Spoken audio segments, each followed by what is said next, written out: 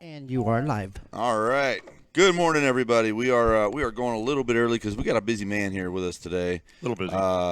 Mayor Steve. And I was kind of laughing because as you're walking in, I'm like, oh, here's the mayor. Still get excited to get put in the paper? Not so much. No? The first time you're in the paper, you're like, oh, look at this. I'm saving this. You don't have 200 framed pictures up on the wall? I line the bird cage with them. Well, Steve, it's good to see you. I know that we didn't really have an agenda per se for you coming on, but good to see you. I know we followed your going into getting elected, getting started, and you've just been hitting the ground running ever since. I feel like you're at everything I go to. And more. Yeah, and everything I'm not at. So you see me more than my wife. Yeah, She'll let you know too. So how are things? Things are great. Our city's rock and rolling every aspect. You've seen we just had a ribbon cutting for the senior center edition they're doing. Pretty soon, when they're done with the architect work on the animal shelter, the old Mojave Valley Daily News building, they'll be starting on that. You see all the stuff we're doing for the kids in our town, the splash pad, and I could give you some. I just had a 5-hour meeting last week with Toby and all the architects that are doing the master plan for Community Park. Oh, exciting! And, we got some exciting stuff that's coming in there too. Listen, whenever you break the news that Olive Garden's coming, I want you to break it here. I don't get the Olive Garden thing. He doesn't get that breaking news, huh? Hey, I'm you don't have to get it.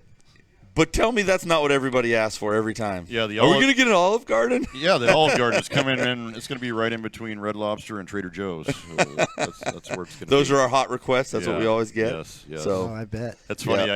I did a thing with the kids, third graders, that came in, and we did like a mock council meeting. And I chose one to be mayor and one to be council, one to be chief of police, and I had other kids come up and ask questions.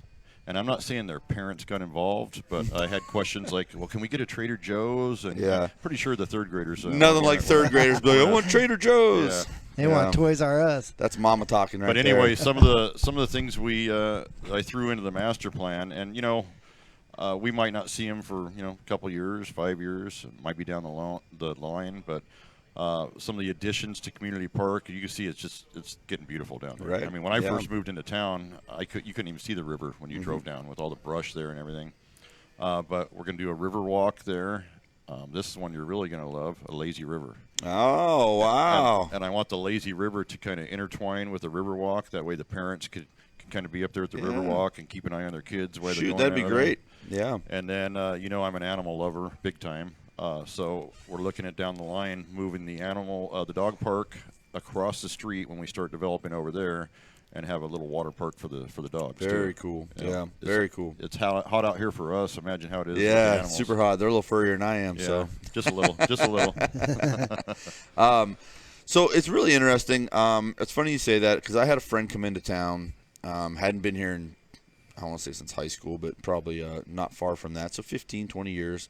And plus a few years, actually, now I'm doing the math.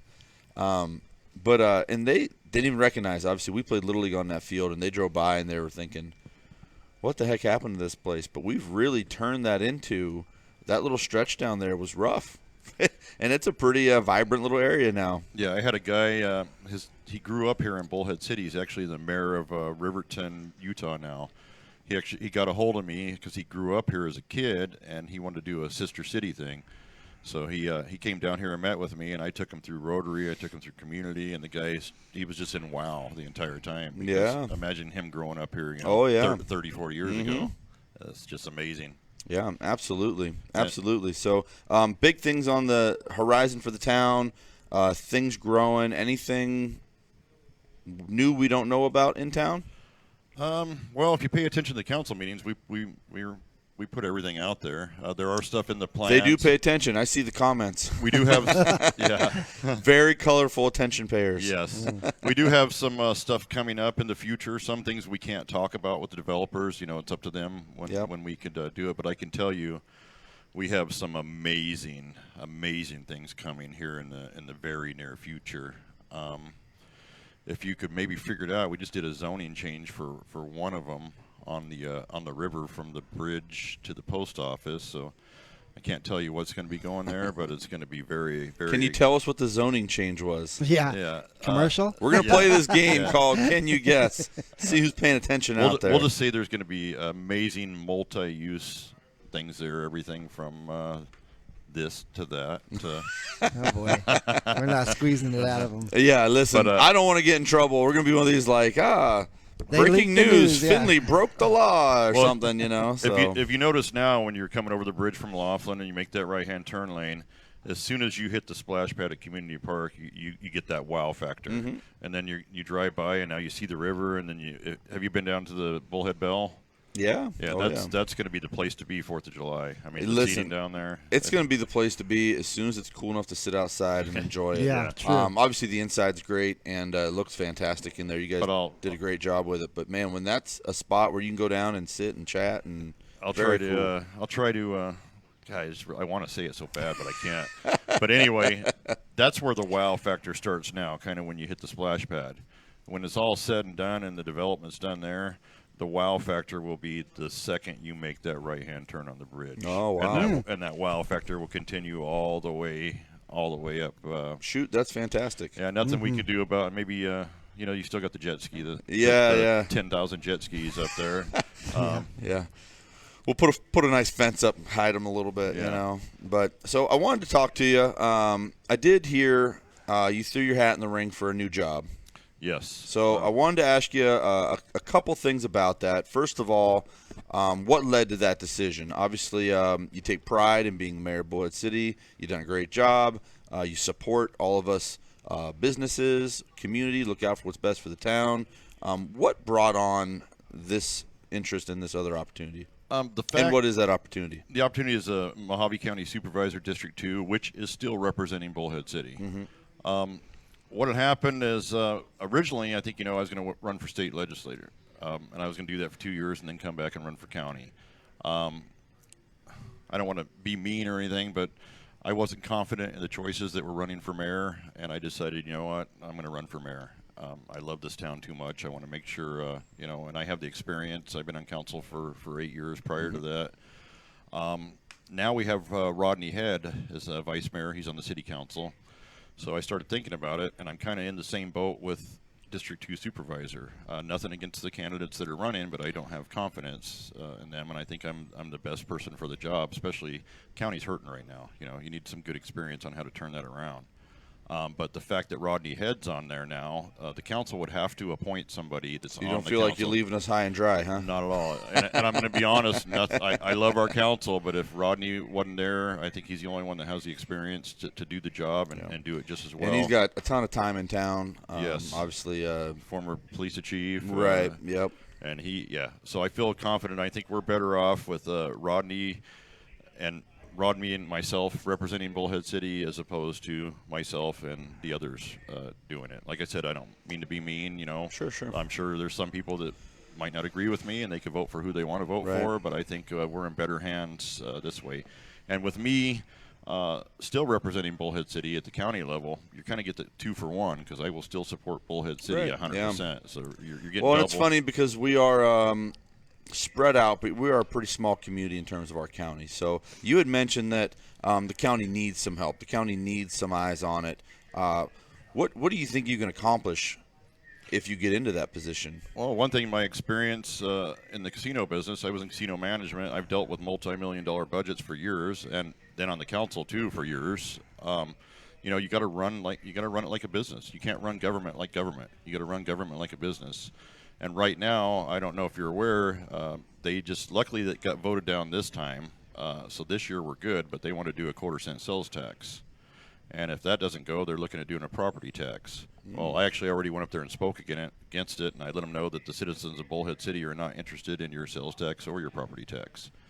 And the thing that really bothers me is, I'm a Republican, and we have Republicans up there that are for that tax. And I'm sorry, you run it like a business. You can't just every time you think you need more money to go after the taxpayer. Their concern right now is that everything's up. Prices of gas, prices of everything are up. Well, they're up for us in the city we know. too. Yeah, but they don't realize there's people. I mean, I don't know if these people that are up there have ever counted change to get enough food to get through the week. You Yeah. know, I've been in line at Smith's and I've seen an older lady putting stuff back, and I'll reach into my pocket, and I know you would too. You're a good man, and I'm like, no, ma'am, here, and let me get that for you. Listen, I'll pay for things sometimes just because they're struggling with the machine. Yeah, Yeah, you're like, I know. "Can you So hurry don't up?" ever trick. If you ever see me at Target and you're doing the struggling with the machine, don't trick me and do it just because I'll pay for it. But they don't realize that these people, that are on fixed income, Social Security, and not only that, people with jobs, they can't. When stuff goes up, they're struggling too, and they can't just go to their boss and say, "Hey, I'm struggling. I need more money." Well, that's what. It's like the old bank. They're like, "Oh, you overdrew your account. We're going to charge you for it." Yeah. And I don't have any money in the first place. What are we talking about? And one thing that really burns my ass. Can I say ass on here? Sorry. Yeah. Listen, I'm willing to let you say it. Tony might give you a hard time at the next ribbon cutting, but I'm good with it. One thing that burns my ass with government, and this happens at usually at the federal and state level, and now they're doing it at the county level, is when they want more money or they need more money. They will at the federal level. What's the first thing they'll say? Well, we're going to have to cut Social Security, or we're going to have to cut this, we're going to have to cut that. They never say anything about the social programs. They always go straight for the throat because they know they're going to try to get your heart to go with them. You can't get me ranting about the federal government right now because I do need my job. So anyway, but yes, there's so much excess out there that yes, you optimize that. And then there's a shortage of essential things, then you can talk about it. And the county is doing the same thing right now. The first thing they said is, well, if we don't get this, we're not going to have the money for our sheriffs. And I call BS on that.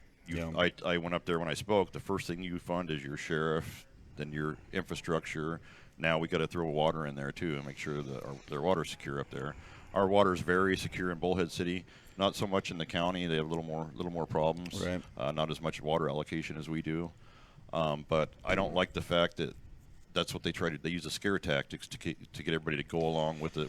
And what are they saying they want the money for? That's another story. I asked them because I want more money too, but We all do. I asked the county manager. I said, "Okay, depending on what week you're talking about. 1 week it's 16 million, then it's 20 million, 18 million, 19 million, whatever the real number may be on any given week."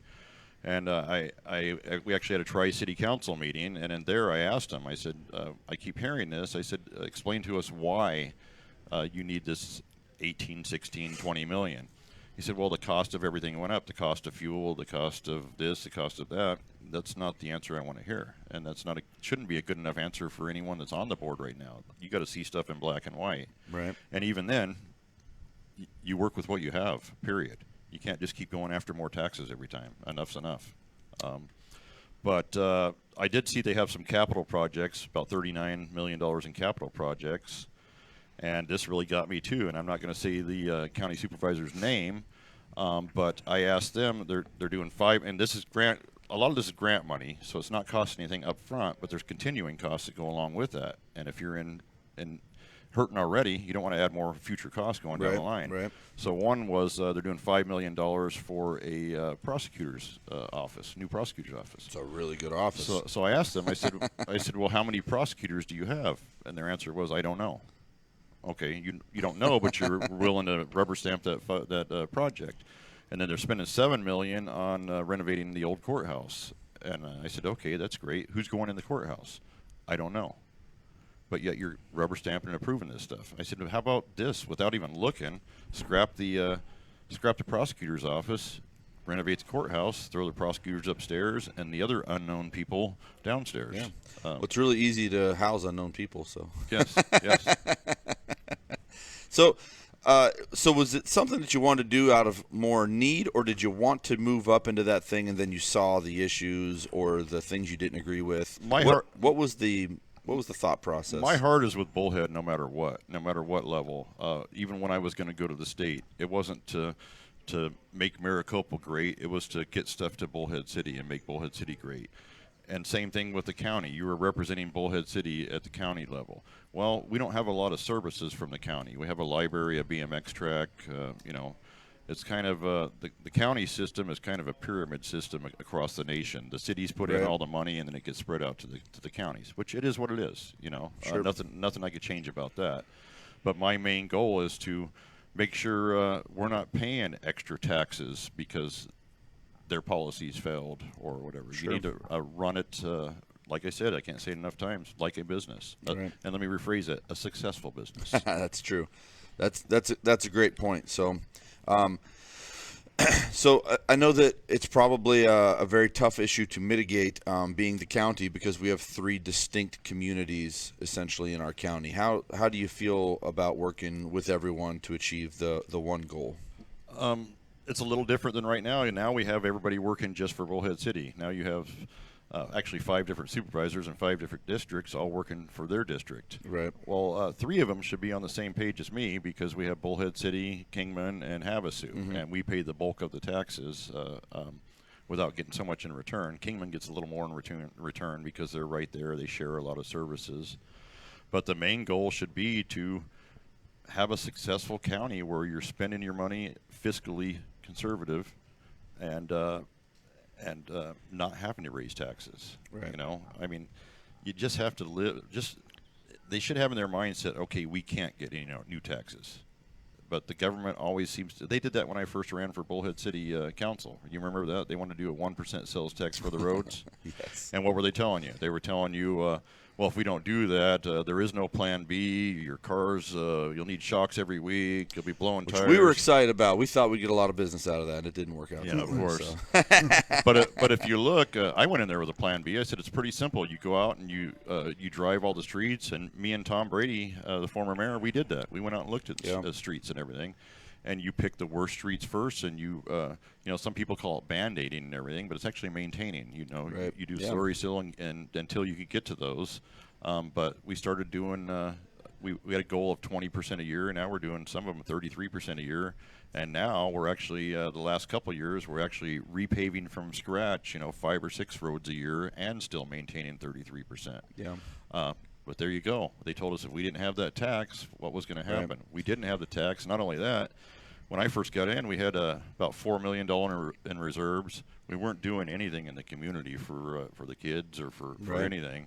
And now we have about $30 million in the reserves, and look at all the stuff we're doing for kids. Yeah, done a lot of really fun stuff, and I know that it's, the city does a nice job cooperating with people. I do know that. I mean, whether it's the county or whomever, and I don't want to put words in your mouth, but when I talk to Toby, he's always looking for opportunities to compromise, come up with a fair solution, including. I gave him a hard time about the road, about 95, with all those manhole things. I don't know what the heck that was, and that was ADOT, and I don't want to. Yeah, no, he gave me the whole rundown, and I was like, I will tell you. All right, well, I can't give you a hard time. It's not so much fun now, but I will tell you this though. We've been in talks with ADOT, and we did a preliminary vote. There's about 5 words in the English language I cannot say. Yeah. That's one of them. On taking over, it's called a take back of Highway 95. Well, I've had meetings with ADOT and Toby and myself in my office, and not this council. This next council meeting, we'll be voting on doing a take back, and it's already approved by ADOT. So on September 15th, they have their board meeting. I will go up to that, and they will finalize it. And 90 days after that, Highway 95 will become ours. With the conditions that highway is brand new. Once it's repaved. Oh wow! Everything that we want done is done. Then we will take back the highway. We can maintain it. ADOT was not maintaining it in the past. Right. They built it, and 30 years later, looks like I'm not going to say the S word. Looks like crap, and everybody's very well aware of that. Yeah. We will actually be able to maintain it. Another thing I want done is I want $500,000 a year put away into a special account just for Highway 95. So it's not just about us right now. We want to make sure in the future that there's money put away when they need to do stuff, for our kids and grandkids. So what's the downside to us taking on 95? There really isn't a downside because, some people thought, well, how are you going to get the money? ADOT is repaving it now. How are you going to get the money? Well, me and Leo Biasucci are pretty much responsible for getting the money for that. I went to him. ADOT doesn't just have an account where, okay, we're doing your road every 5 years. Right. You go through the legislator, you get the money awarded, and we almost lost that money. It was over budget.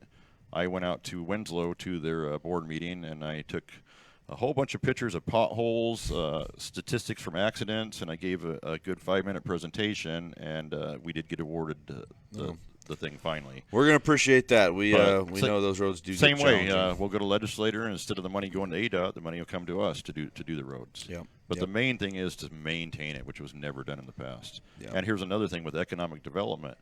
You have a new business coming in, and you want to do a right-hand turn lane and off of Highway 95 in there. You're talking sometimes months to years to get approval from ADOT if they approve it.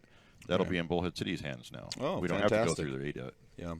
Yeah, that's really nice. I know. So I appreciate you, first of all, coming up to the coffee shop, checking it out. I hope that the cookies went over well. And yeah, those.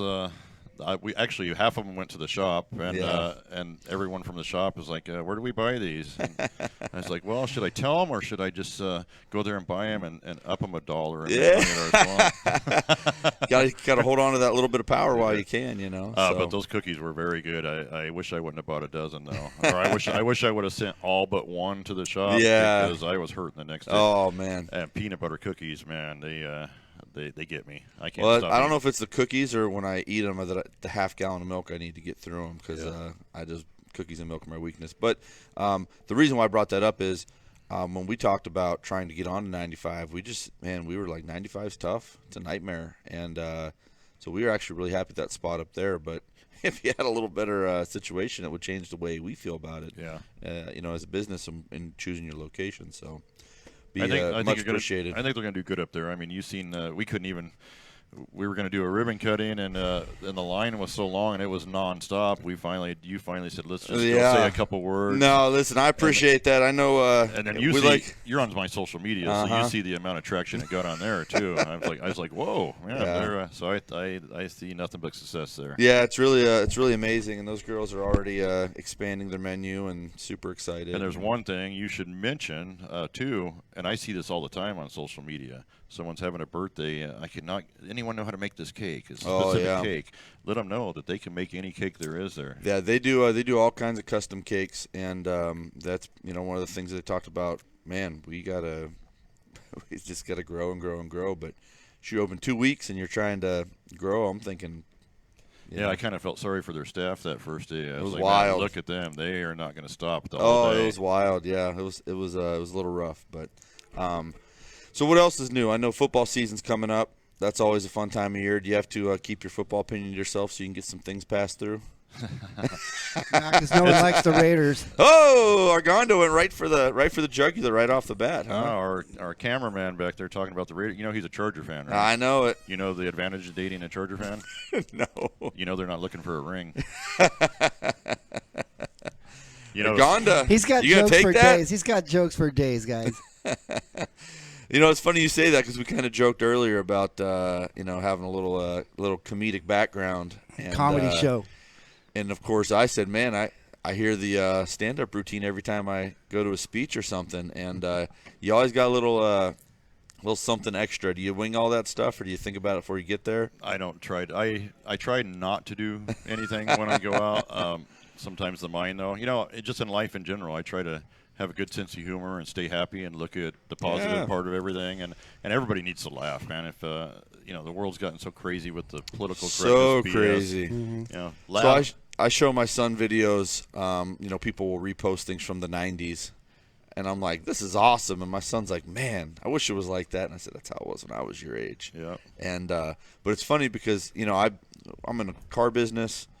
I come out of, playing sports as a kid. And there's a lot of, it talking back and forth. And it's funny because I don't think nothing of it. And sometimes you say some things and people are a little shocked. And well, the first thing they do is they're automatically offended. And like you said, when we grew up as kids, man, we dogged each other. But it was brutal. But we were all brothers, Yeah. We all laughed it off. I kind of had minus the smoking part.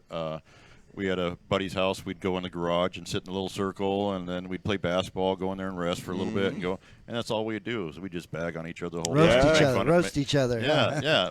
But no one ever took it personal. Then we'd go right back, play basketball. We were always brothers. And and we were every nationality there is, everything. And nowadays, it's just everybody gets offended on anything. Yeah, it's true. Enjoy life, man. Laugh at things. Relax. Yeah, listen. I told my son when he was a young kid, you cannot control what people say to you. Yeah. You're going to go somewhere and someone's going to say something you don't like. All you control is how you react to it. And he is pretty immune, growing up with his father and his friends. We've been teasing him since he was forever, and he's pretty immune to it now. But I feel like that's kind of the approach you need to take with everything. Like, the fact that people are still freaking out about some of the silly things they freak out about. Obviously, I know you're on social media. I don't know how much you stay on top of some of the drama, but, man, I just couldn't imagine going through the day like that. I try to stay away from it. I got a love-hate relationship with social media. Oh, I think we all do. A good example, I had a guy I worked with, 30 years ago, got me last night, looked me up. He said, "Hey, man, I see you're running for mayor." He actually got on my election page, and I'm like, actually, that was a year ago, but but man, wow, it's cool to hear from you. And he's going to call me today. It's good for getting in touch with people, staying up on stuff that's going on in the city, maybe problems that people have. But then there's other stuff on there too. I'm like, come on, people, get a life. And I know I'm probably going to piss some people off, but I'm sorry. You see people on there. Oh, I just went to McDonald's and got the 2 cheeseburgers for $1, and look at how small the cheese was on there. And then you see, I got 10 nuggets, and one of them wasn't full size. Yeah, and you'll see 300 people coming there backing them up. Oh, like, it's so funny. I'm like, come on, guys. So I'm going to wrap myself out a little bit. I manage 5 or 6 social media pages, and I'm amazed. I think I've said this on the show before, maybe Arganda, if you remember, how many times the same person is complaining on all of these pages. That's all they do, yeah. That's all they do. And then, so for Finley, if someone says, "Man, I had a bad experience, da-da-da-da," I try and figure out who it is, what they're talking about. It, yeah. And so then, you see who they are. You look them up in our system. You see what transact. Some people have never done business with us ever and go on there and just say, "Oh, I hate Finley," da-da-da-da. And you're thinking – so then you go look, and then they're mad at McDonald's, and then they're mad at the city, and they're mad at their hairdresser, and they're mad at – and you just go, what are you doing? This is all day. You just sit around just – That's all they do. Mad. I actually had somebody at a council meeting come up there complaining about one of McDonald's signs being down, and I couldn't help myself. I said, "Sir, as soon as I get done here, I'll call McDonald's and make sure they get their milkshake sign back up for you." Yeah. I'm like, there's bigger fish, there's bigger things in the world to worry about than trivial stuff. And it is challenging being a little bit of a public person because you just wish you could tell people, "Are you serious right now?" Yeah. But you can't. And so and I don't believe in we're trying to make everybody happy. I don't believe in bashing our local businesses either. If I have a bad experience, I don't go back. Supply and demand. Yeah. Because 10 different people have 10 different flavors. Mm-hmm. You might 7 people might like it there, 3 people don't like it there. Well, the 3 people who don't like it, you don't need to go in there and bash them for all the other people that do. So like whenever we travel, I like to eat at non-commercial national chains. Find me the little hole-in-the-wall pizza place. Find me the little wing joint. And so I always go there and I read the reviews and do all this stuff that everybody else does. And I can't tell you how many times people just complain because they didn't like what they ordered. Yeah. What'd you get barbecue wings for? You you don't like barbecue. Yeah, I took a shot. I just went to the new Indian restaurant. Have you been there yet? I have not, no. And I took a shot. I'm looking at the menu, and I'm like, okay, I'm in trouble now. I don't. So I kind of went by the picture. Yeah. And ended up actually really liking what I got. Yeah. But, yeah, I mean, come on, people. Enjoy life. I enjoy it. Too short. That dang Indian place, I hope it's great. I hope they do well. I hope everybody enjoys it. But that place will always be the Antonucci spot to me. And you talk about, we joke about Olive Garden. I'd be happy if Antonucci's came back, Yeah. What are those little pizza roll things they used to have? Man, you bring me one of those, I'd be a happy camper. I'd gain another 10 pounds. Just I still instantly, in a week, I'd be there, boom. I still will never understand the Olive Garden. And then the first go-to is, because that's not Italian food. I mean, come on. Yeah. And then the first people go to is, but the bread and the salad. I'm like, so why don't we just open a bread and salad place then? Yeah. That's so funny because that's exactly what me and my son will go. It's like become a tradition after a football game. If the town has an Olive Garden, we'll go to Olive Garden. And we'll eat 3 things of breadsticks between me and a couple of guys. And but that's what we enjoy about it, And I do like the fried cheese, but to be perfectly honest, I don't think I've found fried cheese that I don't like. So, but I will tell you this, you asked me 8 years ago about Olive Garden and some of these other businesses, and I told you, no way, we don't fit their demographics. There's no chance that we will get them.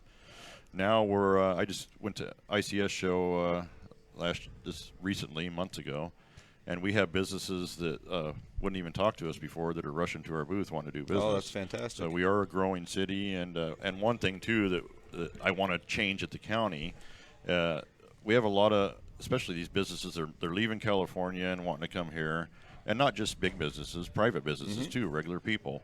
And they're not all Democrats; they're Republicans too. So don't get mad at me. Listen, I boat with a lot of these people, and the first thing I say is, yeah, and they're like, well, what about us? I'm like, well, you guys are okay. Yeah. Well, first thing I ask somebody when they move here, where are you from? They're like, California. I'm like, oh, okay. And they're like, no, I'm a Republican. I'm like, all right, well, welcome. Yeah, that's funny. Not that everybody's not welcome here, but yes. Anyway, yeah, one thing when they meet with me down there, they talk about not just only California, but even our county and other places. You know, it might take you months and years to just get through the paper process.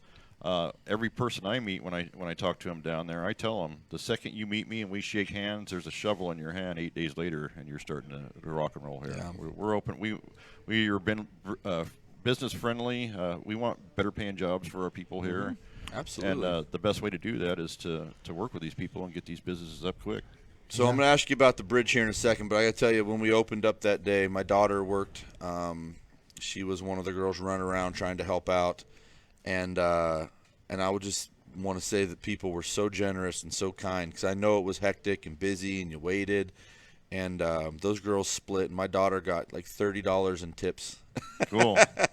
She was so happy to get $30 in tip. People just giving her, a dollar here, $1 there. So, what's going on with the bridge?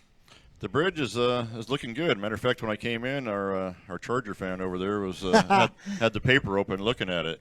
And it's funny, if you look at the paper, it looks like it's like 12 lanes. It's not 12 lanes. It's a little deceitful in the way it looks in there. But the bridge is coming along very good. I think it should be open sometime around after the first of the year. Very and exciting. We'll be ready to rock and roll. And I think that'll do good for economic development here, too. I agree. That Target shopping center, if I was wanting to open a mom and pop business, that's a place to do it. So that was my next question. What's the I know that there are some things you can't discuss.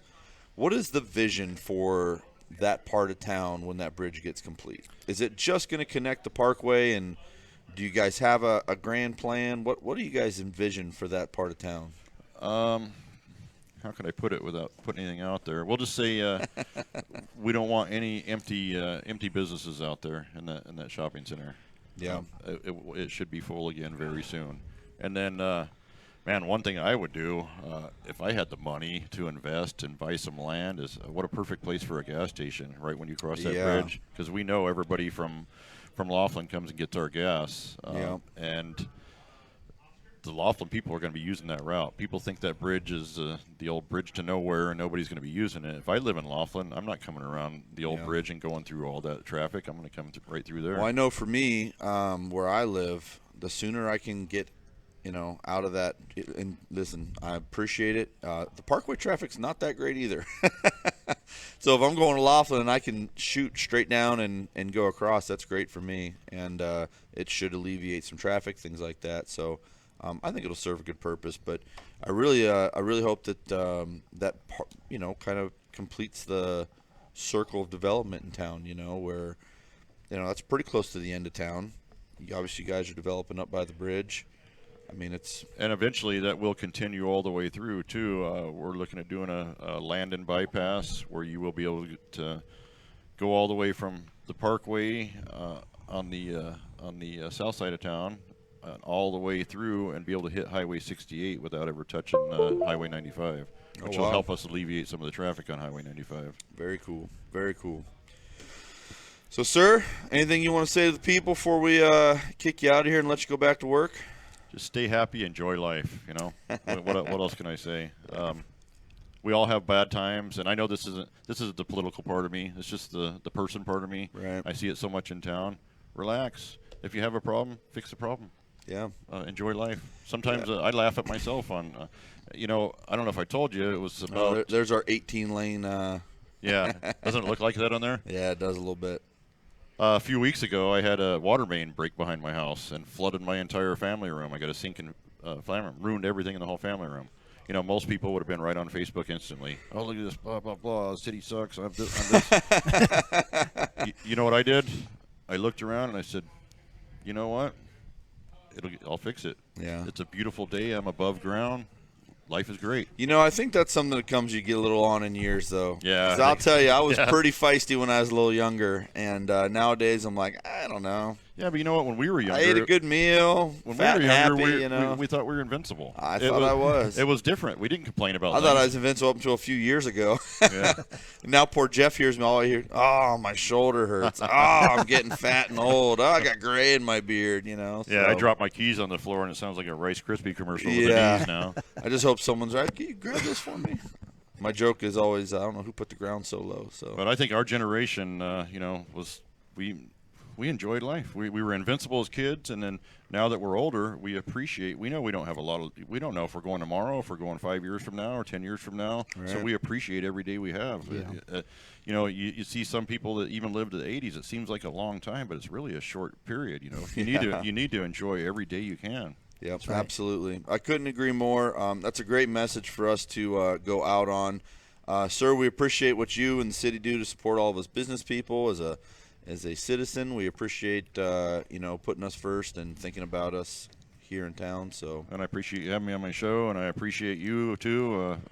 Almost everything that I'm at, I see you there too. yeah, So. listen, I try my best to get out there, and it's not because I think I'm important. It's because I really want to support other people and help them in some way. And if that's showing up, eating some of your food, and taking some pictures, I'm willing to do that. So, Yes. you want me to go eat some food and take some pictures? You're talking my language.